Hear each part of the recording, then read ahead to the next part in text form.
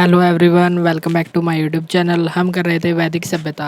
कल हमने वैदिक सभ्यता को कंप्लीट कर लिया था। आज हम शुरू करेंगे उत्तर वैदिक काल।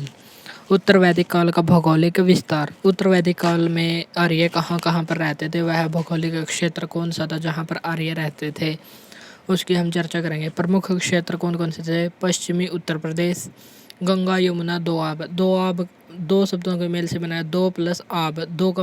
दो मतलब दो, आब का अर्थ है नदी, अर्थात गंगा और यमुना, यानी कि दो नदियों के बीच का क्षेत्र गंगा यमुना दोआब क्षेत्र। वे रहते थे पश्चिमी उत्तर प्रदेश में गंगा यमुना दोआब क्षेत्र में। और कुरुवंश, कुरुवंश कहाँ पर निवास करता था? पंजाब, हरियाणा, दिल्ली और पश्चिमी उत्तर प्रदेश, यहाँ पर रहता था। और कुरु वंश की राजधानी का नाम क्या था? हस्तिनापुर और इंद्रप्रस्थ, ये दो राजधानियाँ कुरु वंश की थी। और इतिहास की हमें जानकारी, इसका इतिहास हमें किससे मिलता है? भरत युद्ध नाम से प्रसिद्ध है इसका इतिहास है। और भरत युद्ध मीन्स महाभारत, महाभारत के युद्ध में कुरु वंश की जानकारी मिलती है। महाभारत जो एक ग्रंथ है उसमें कुरुवंश की हमें जानकारी मिलती है। नेक्स्ट है हस्तिनापुर में बाढ़ आने के कारण लोग प्रयाग और कौशाम्बी में बस गए थे। ऐसा माना जाता है कि हस्तिनापुर में बाढ़ आ गई थी और इसी कारण लोग प्रयाग यानी कि इलाहाबाद और कौशाम्बी में आकर बस गए थे। नेक्स्ट है उत्तर वैदिक काल की अर्थव्यवस्था। अर्थव्यवस्था मीन्स आर्थिक जो ढांचा था उनका किस पर निर्भर करता था? इनकी अर्थव्यवस्था पूर्ण रूप से कृषि और पशुपालन पर आधारित थी। मुख्य व्यवसाय कृषि एवं पशुपालन था। वे गाय, भैंस, भेड़, बकरी, घोड़े पालन आदि के साक्ष्य मिलते हैं। और कैसा भोजन खाते थे? दूध, मांस, चमड़ा प्राप्त करते थे और इनको खाते थे। तो उत्तर वैदिक काल में मुख्य व्यवसाय क्या था? कृषि और पशुपालन दोनों। वैदिक काल का सबसे पवित्र पशु कौन सा था? गाय। और गायों को बहुमूल्य माना जाता था, बहुत ही कीमती माना जाता था। जो भी व्यक्ति धनी होता था उसको गोमत कहा जाता था, गोमत कहलाता था। और उसकी पुत्री क्या कहलाती थी? दुहित्री। धनी व्यक्ति की पुत्री कहलाती थी दुहित्री और धनी व्यक्ति गोमत कहलाता था। 1000 ईसा पूर्व में मानव के द्वारा लोहे की खोज हुई और इसके प्रथम साक्ष्य कहाँ से मिले हैं? अतरंजी खेड़ा, एटा, उत्तर प्रदेश से। मानव द्वारा पहली बार लोहा की खोज कब की गई? 1000 ईसा पूर्व में। और इसके साक्ष्य कहाँ से मिले हैं? अतरंजी खेड़ा जो एटा उत्तर प्रदेश में स्थित है। 600 ईसा पूर्व में लोहे का इस्तेमाल स्टार्ट कर दिया गया और इससे शहरीकरण को बढ़ावा मिला। तो यदि क्वेश्चन पूछा जाए कि शहरीकरण को बढ़ावा कब मिला गया, तो आंसर है 600 ईसा पूर्व में। और यदि पूछा जाए लोहे का मानव के द्वारा खोज पहली बार कब हुई? 1000 ईसा पूर्व में। और इसके साक्ष्य कहाँ से मिले हैं? उत्तर प्रदेश, अतरंजी खेड़ा जो एटा के समीप है। नेक्स्ट है 600 ईसा पूर्व के 16 महाजनपद। और महाजनपदों का स्रोत यानी कि महाजनपद थे, इसकी जानकारी हमें किससे मिलती है? इसके स्रोत हैं बौद्ध ग्रंथ। बौद्ध ग्रंथ कौन सा है? अंगुत्तर निकाय। और जैन ग्रंथ कौन सा है? भगवती सूत्र। जैन ग्रंथ भगवती सूत्र और बौद्ध ग्रंथ अंगुत्तर निकाय से हमें 16 महाजनपदों की जानकारी मिलती है। तो बहुत ही बार यह क्वेश्चन पूछा जाता है कि किस बौद्ध ग्रंथ से हमें 16 महाजनपदों की जानकारी मिलती है, तो आंसर आएगा अंगुत्तर निकाय। और यदि जैन ग्रंथ पूछा जाए तो आंसर आएगा भगवती सूत्र। वे 16 महाजनपद कौन कौन से थे और उनकी राजधानी क्या थी? और इसी के साथ हम देखेंगे कि उनकी वर्तमान स्थिति क्या है, यानी कि अब वर्तमान में वे किस राज्य में आते हैं, उनकी स्थिति को हम देखेंगे। सबसे पहला है अंग। अंग महाजनपद था, इसकी राजधानी क्या थी? चंपा या चंपा नगरी। हमारे लिए केवल इतना इम्पोर्टेंट है कि जनपद और उनकी राजधानियाँ। वर्तमान स्थिति तो हम नॉलेज के हिसाब से देख रहे हैं। अंग जनपद कहाँ पर फैला हुआ था? जो वर्तमान में भागलपुर और मुंगेर जो बिहार का क्षेत्र है वहाँ पर फैला हुआ था। और अंग जनपद की राजधानी का नाम क्या था? चंपा या चंपा नगरी। नेक्स्ट है मगध। मगध की वर्तमान स्थिति है, वर्तमान में जो बिहार में पटना, गया और शाहाबाद है यहाँ पर। और इसकी राजधानी कौन सी थी? राजगृह या गिरिव्रज। और इसी को ही पाटलिपुत्र या वैशाली इसकी राजधानी थी। नेक्स्ट है काशी। काशी जो वरुण और असी, वाराणसी वर्तमान में वाराणसी स्थित है। जो वाराणसी है वाराणसी किससे मिलकर बना है? वरुण और असी। असी का मतलब है नदी के बीच जो घाट होता है उसको कहते हैं असी। वरुण नदी का घाट होता था जो यहीं पर वाराणसी स्थित है। तो काशी की राजधानी कौन सी है? वाराणसी, जो वर्तमान में वाराणसी शहर है। और वाराणसी शहर से संबंधित एक तथ्य है, यह विश्व का सबसे प्राचीन जीवित नगर है। तो यदि पूछा जाए विश्व का सबसे प्राचीन जीवित नगर कौन सा है, तो आंसर आएगा वाराणसी, जो काशी जनपद की राजधानी हुआ करता था। नेक्स्ट महाजनपद है कौशल। कौशल की राजधानी थी श्रावस्ती और अयोध्या। नेक्स्ट है वत्स, जो इलाहाबाद का क्षेत्र है और इसकी राजधानी होती थी कौशाम्बी। वत्स कौशाम्बी। चेदी, चेदी जो बुंदेलखंड का क्षेत्र है वहाँ पर वर्तमान में बुंदेलखंड क्षेत्र चेदी महाजनपद और इसकी राजधानी कौन सी थी? शक्तिमती। नेक्स्ट है कुरु, जो हरियाणा दिल्ली मेरठ आदि क्षेत्र में फैला हुआ था और इसकी राजधानी क्या थी? इंद्रप्रस्थ। कुरु की इंद्रप्रस्थ। पंचाल, जो रोहिलखंड क्षेत्र है उत्तर प्रदेश का वहाँ पर फैला हुआ था और इसकी राजधानी क्या थी? अहिछत्र और कांपिल्य।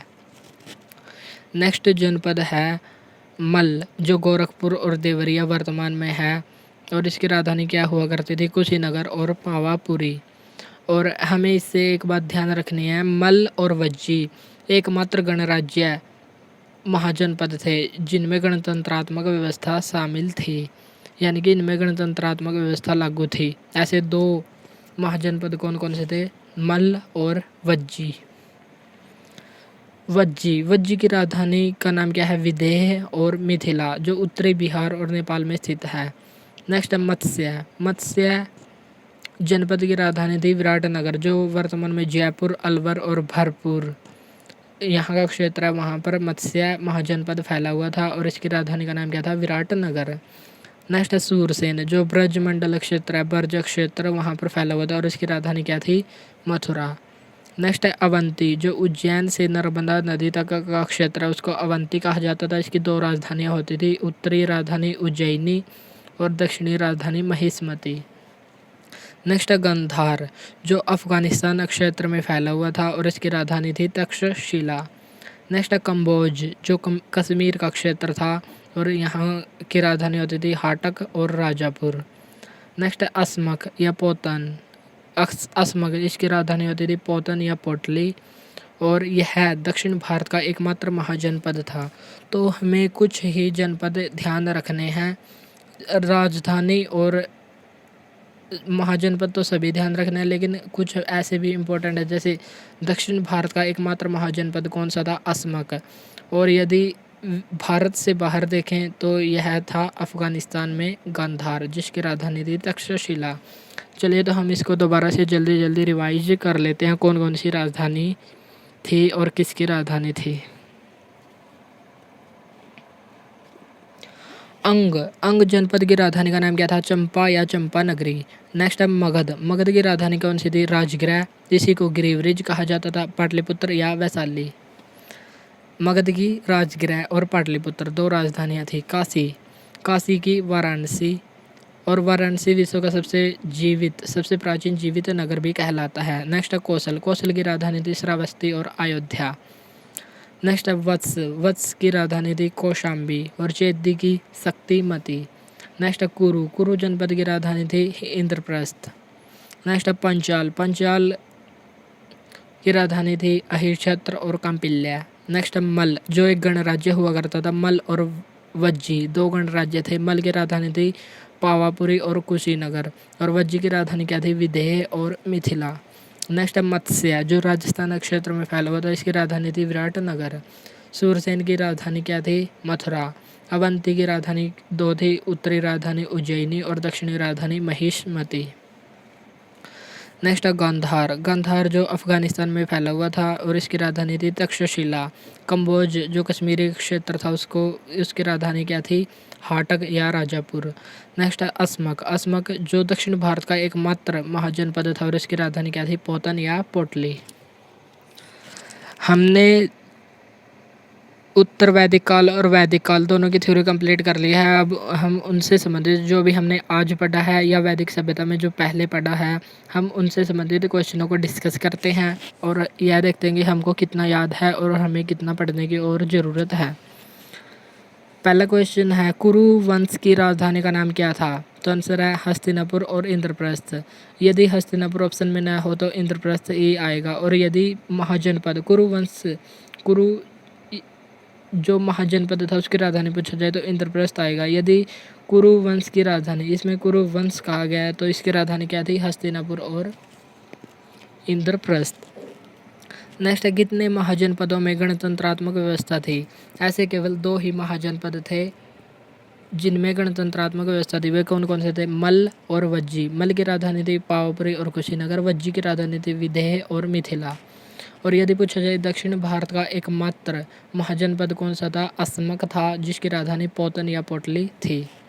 नेक्स्ट है, अंग जनपद की राजधानी कौन सी थी? आंसर है चंपा या चंपा नगरी। चंपा या चंपा नगरी इसकी राजधानी थी। नेक्स्ट है, ऋग्वेद में सर्वाधिक बार इस्तेमाल किया जाने वाला शब्द कौन सा था? ऋग्वेद में यदि देखें तो ऋग्वेद में सबसे ज़्यादा प्रयोग किया जाने वाला शब्द पिता था, जो 335 बार इसका प्रयोग हुआ है। और सभा शब्द का उल्लेख 8 बार हुआ है। समिति का उल्लेख 9 बार और विदथ जो महत्वपूर्ण संस्था थी इसका उल्लेख 122 बार हुआ है।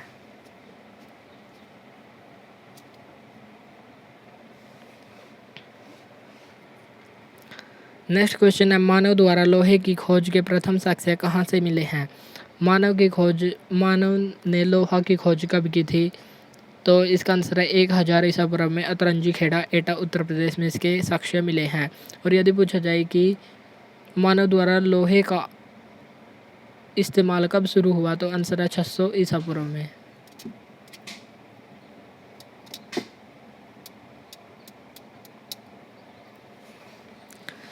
नेक्स्ट क्वेश्चन है, वैदिक काल का सबसे पवित्र पशु कौन सा था? आंसर है गाय।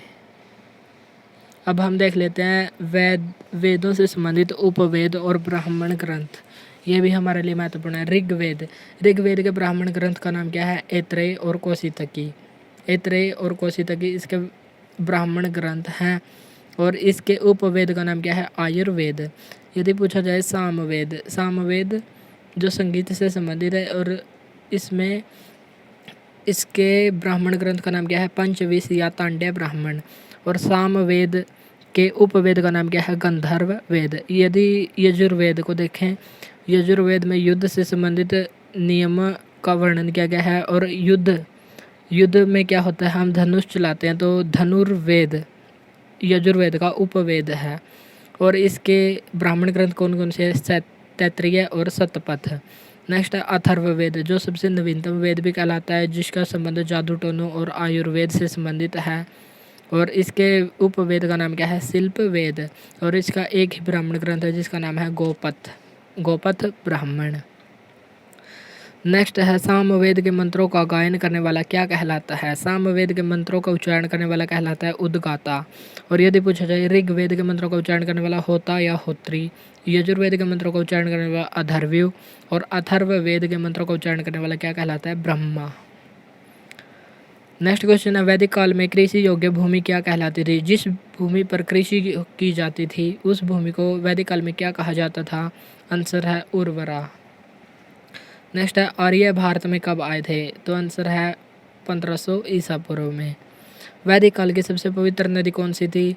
सरस्वती नदी। और यदि पूछा जाए गंगा नदी का उल्लेख कितनी बार हुआ है? 1 बार। और यमुना का 3 बार उल्लेख हुआ है। आज का क्वेश्चन है जो आपको कमेंट बॉक्स में बताना है, उपनिषदों की कुल संख्या कितनी है? इसका आंसर आप कमेंट बॉक्स में देंगे। और आज हमने वैदिक सभ्यता को कंप्लीट कर लिया। कल हम करेंगे धार्मिक आंदोलन, 600 ईसा पूर्व का धार्मिक आंदोलन, जिसमें हम बौद्ध धर्म और जैन धर्म की चर्चा करेंगे। आज के लिए इतना ही, मिलते हैं नेक्स्ट वीडियो में। Thank you.